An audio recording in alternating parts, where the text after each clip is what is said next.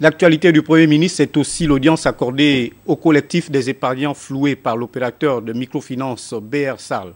Le collectif est allé solliciter les conseils du Premier ministre chef du gouvernement, compte rendu David Essoumaïa.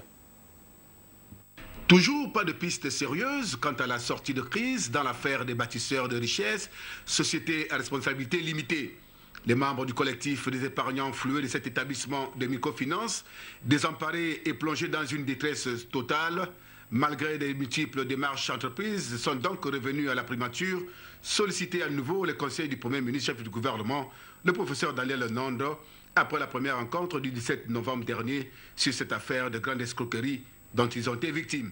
Nous sommes venus ce soir présenter la situation à nouveau au Premier ministre pour lui faire savoir que jusque-là, nous n'avons pas le retour d'informations au niveau des actionnaires des BR Sarl.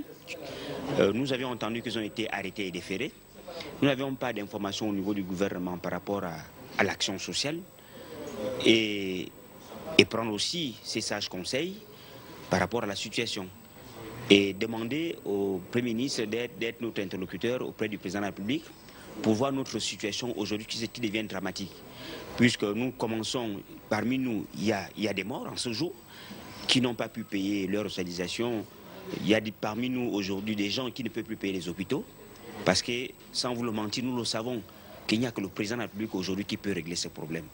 Ils sont en tout 17 000 épargnants et aux dernières nouvelles, 2 associés du premier responsable de BR Sarl sont aux arrêts.